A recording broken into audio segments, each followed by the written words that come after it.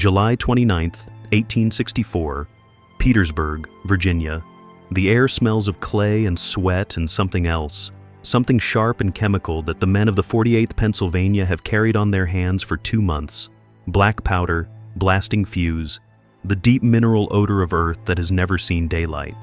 The night is close and humid, the kind of southern summer night that wraps around a man like a wet wool blanket. The trenches before Petersburg stretch for miles in both directions, a scar cut into the Virginia earth, and in the darkness, the Confederate pickets are close enough to hear. Close enough that the men in blue and the men in gray sometimes shout insults across the no man's land between them, and sometimes share tobacco. No one shouts tonight. Tonight, the men of the 48th are very quiet. They know what is buried beneath them. 411 feet from the Union front line, directly beneath the Confederate position called Elliott's Salient, sits 8,000 pounds of black powder packed into 2 lateral galleries at the end of a tunnel that took these men 38 days to dig with picks and shovels in their bare hands, working in relays through the choking dark. They dug it in secret. They shored it up with timber cut from abandoned buildings. They solved the problem of ventilation with an ingenious wooden box heating system that one of them, a mining engineer from Schuylkill County named Henry Pleasants, designed on the back of an envelope. They moved the excavated dirt at night so Confederate observers wouldn't see the spoil pile growing. For 5 weeks, the Confederate Army of Northern Virginia walked, ate, slept, and stood guard directly above these men without ever knowing they were there. Tomorrow morning, at first light, those 8,000 pounds of black powder will be detonated. The explosion will open a gap in the Confederate line large enough to drive an army through. The assault troops will pour through the breach. They will fan out along the enemy trench line, left and right, widening the hole before the Confederates can recover from the shock. The attack will be fast, violent, and decisive. If it works, it could break Lee's line at Petersburg wide open. If it works, it could end the war. Grant believes it could end the war. Burnside, whose corps planned and dug and prepared this entire operation, believes it. And the soldiers chosen to lead the assault believe it so completely that they have spent 3 weeks drilling for it, memorizing the exact routes, rehearsing the exact movements. These assault troops are the men of General Edward Ferrero's division, the 4th Division of the 9th Corps. They are United States colored troops, 11 regiments of black soldiers, most of them free men from the North. Some of them escaped slaves from the South, all of them fighting under a government that issued them inferior pay and inferior equipment and assigned them to digging latrines while the white divisions got the combat assignments. For 3 weeks, Ferrero's men have been training for this specific assault. They have practiced going around the crater the explosion will create, not into it. They know to divide into 2 columns, press left and right along the Confederate trench line, widen the breach, hold the shoulders of the gap while the white divisions pour through behind them.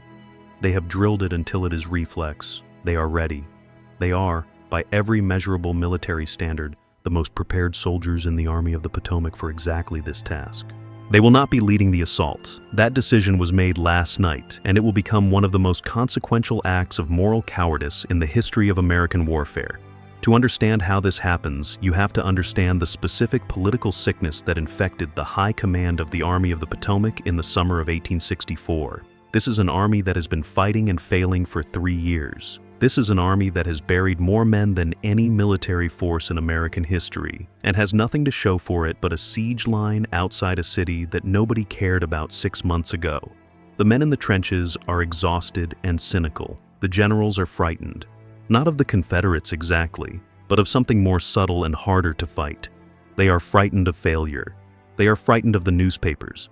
They are frightened of what Washington will say. Grant is watching the clock. Lincoln's election is November. The Peace Democrats are running on the platform that this war cannot be won. Every failed attack is campaign ammunition for the men who want to stop the fighting and let the South go. Grant needs a victory. He needs it before the leaves turn. The mine is the best idea anyone has had in months, and Grant knows it. He supports it. He clears the bureaucratic obstacles when the Army engineers tell Pleasants his calculations are wrong and his tunnel will collapse. They are wrong, and Pleasants is right, but that is the kind of army this has become. Brilliant subordinates fighting their own headquarters to do good work. Burnside briefs the plan. Ferrero's division leads. The black soldiers go first, trained, prepared, rehearsed. Grant looks at the plan, Meade looks at the plan, and then George Meade, the commanding general of the Army of the Potomac, the careful snapping turtle who holds a permanent worried expression on his lean, bearded face. Objects. He objects on what sounds, on the surface, like a humanitarian ground. If the assault fails, he says, people will accuse us of sending the black soldiers in to be slaughtered. They will say we used them as cannon fodder. We cannot afford that accusation. We must put white troops in the lead. The argument is dressed in the language of concern. Underneath it is pure fear. Meade does not believe the attack will succeed. He does not want the political liability of failure attached to the Army's black soldiers. Grant is troubled by this. He is not certain Meade is wrong. He knows the political landscape. He knows what the newspapers will print if Ferrero's men go in first and die by the thousands. He knows what it will do to the cause of black military service, to the cause of emancipation itself, if this attack is seen as the federal government feeding black men into a Confederate meat grinder. He authorizes the change. The night before the assault, Ferrero's division is pulled from the lead. Burnside receives the order in his headquarters. He stares at it. He has spent 2 months building this operation around Ferrero's division. He has watched these men train. He knows their routes. He knows their officers. He knows their readiness. He knows that pulling them the night before and replacing them with an untrained division that has never rehearsed the assault is not a military decision. It is a political decision wearing a military uniform. He is furious. But Burnside is Burnside. He has been making catastrophic decisions under pressure since Fredericksburg. He makes one now. He calls his 3 remaining White Division commanders together. He tells them that one of them must lead the assault tomorrow morning. He does not select the best man for the job. He is too angry, too demoralized, or perhaps simply too broken to make a decision of that gravity in the hours remaining before dawn. He has the 3 generals draw straws. James Ledlie draws the short straw. James Ledlie, a man whose own soldiers despise him, a man whose performance record in this very campaign is a catalog of failures so consistent they border on intentional. A man who will be discovered when the screaming begins tomorrow morning, hiding in a bomb-proof shelter behind the Union lines, drinking rum that a surgeon gave him for medicinal purposes. This is the man who will lead the first assault through the breach in the Confederate line at Petersburg. This is what the coin flip of American military bureaucracy looks like when it lands wrong. None of this is known to the soldiers sleeping in the trenches on the night of July 29th. The men of the 4th Division, Ferrero's men, have been told they are no longer leading. They accept this with the particular exhausted dignity of men who have spent the entire war being told they are not good enough for the dangerous assignments. They will go in later. They will follow the White Divisions. That is the order. They lie down in the dark and they wait. 4:44 in the morning, July 30th, 1864. The fuse should have been lit at 3:30. It wasn't. The initial fuse sputtered and died at a splice in the line. 2 men, Sergeant Henry Reese and Lieutenant Jacob Doughty, crawled into the tunnel in the darkness to find the failure and relight it. They were not ordered to do this. Nobody asked them to go into a tunnel filled with 8,000 pounds of explosive in the middle of the night to diagnose a failed fuse. They went because the work needed to be done, and they were the men who could do it. At 4:44 a.m., the earth moves. There is no adequate language for what happens next. Witnesses a mile away describe feeling the ground lift and then settle like the skin of a drum being struck. The sound is not a bang. It is deeper and more elemental than a bang, a concussive pressure wave that empties the lungs and stops the heart for a fraction of a second. A massive column of earth, flame, smoke, and the fragments of 2 Confederate artillery pieces and roughly 278 Confederate soldiers rises nearly 200 feet into the pale pre-dawn air. It hangs there for a moment at the apex, suspended against the sky, and then it all comes down. Dirt, timber, human bodies, cannon wheels, raining onto the shattered earth below. Where the Confederate salient stood, there is now a hole. 170 feet long, 60 feet wide, 30 feet deep. The walls of the crater are loose, broken Virginia clay, impossible to climb. The bottom is a churned ruin of buried men and shattered equipment, and overturned earth still warm from the explosion. The Confederate line, at this single point, is gone. There is a gap in the Army of Northern Virginia wide enough to march a division through. The war is open, and the assault troops are still in their trenches. They were supposed to rush forward the instant the explosion occurred. That was the plan. That had always been the plan. They are standing in the dark, rifles in hand, bayonets fixed, and they are not moving because the engineers forgot something critical in their planning. The abatis, the sharpened wooden stakes and wire obstacles in front of the Union line, have not been properly cleared. The men cannot get through. The officers scramble. Men pull the stakes with their hands. They tear gaps in the wire. Precious minutes drain away. Every second that passes is a second that gives the Confederate Army time to recover from its shock. Finally, the troops go over. They pour forward toward the crater. And here is where the decision made the night before reveals its full and terrible consequence. Ferrero's men knew not to go into the crater. They drilled this specifically. Go around it. Press left and right. Keep moving. Don't stop. The untrained division that replaced them received their orders 12 hours ago from a general who had spent 0 hours rehearsing the assault.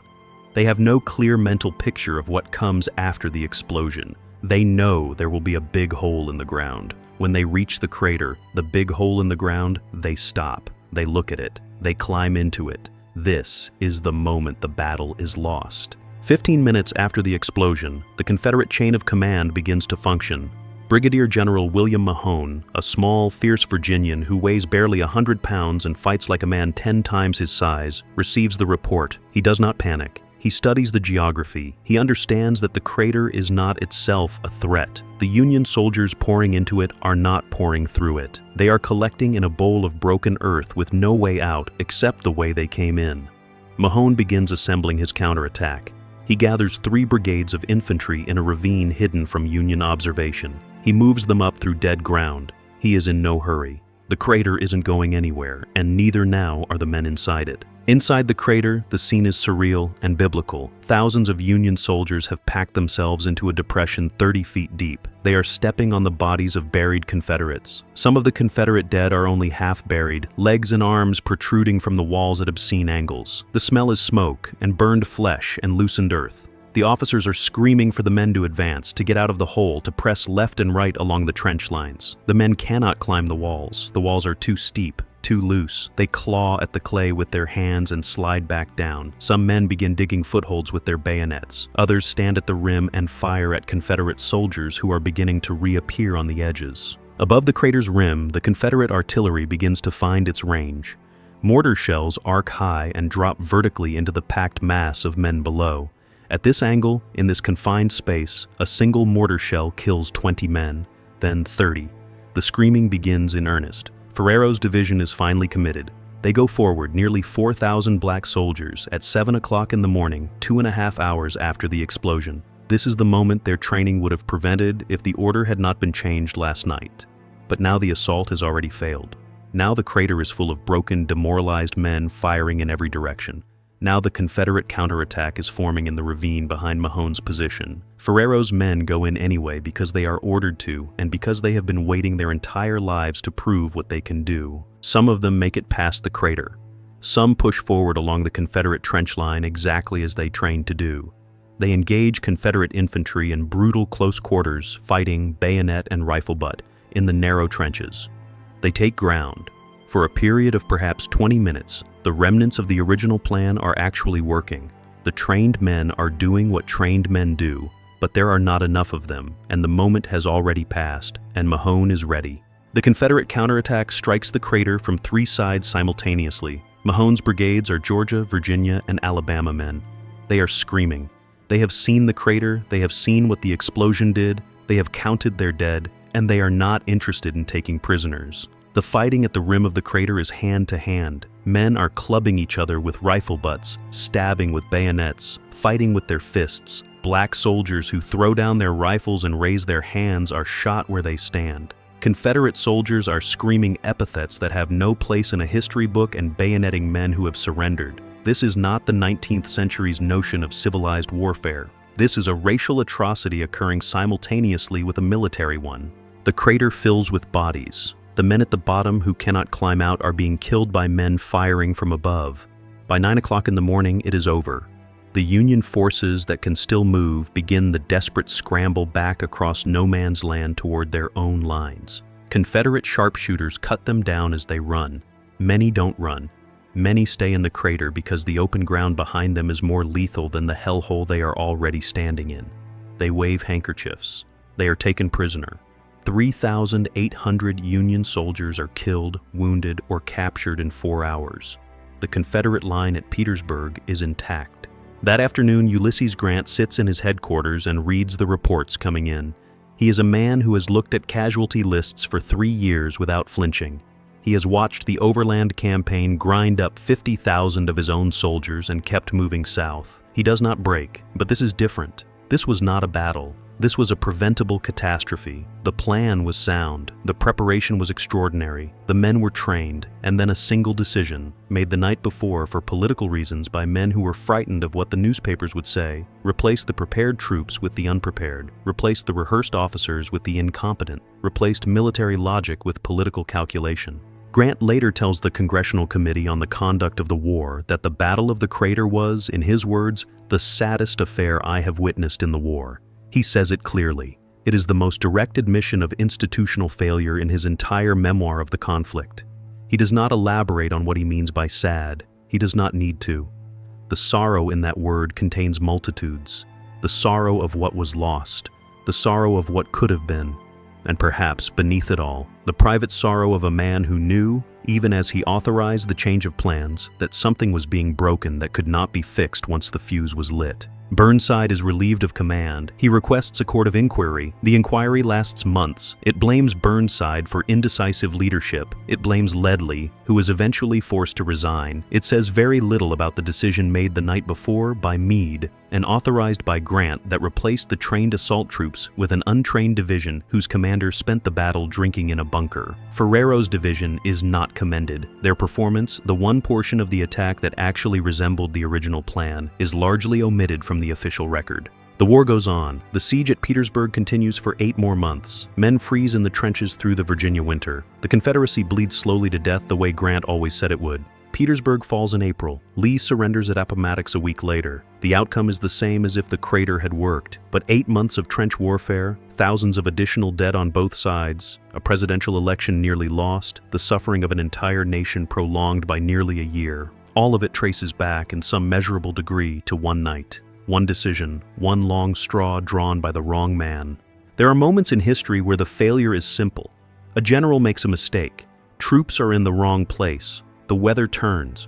These are the tragedies of chaos, the fog of war doing what fog does. Then there are the other moments. The moments where the record is clear, where the men responsible knew what the right decision was, where the trained soldiers were available and ready and standing in their ranks waiting for the order that was never given. Where the machinery of political fear reached down into the machinery of military planning and reversed a gear at the worst possible moment.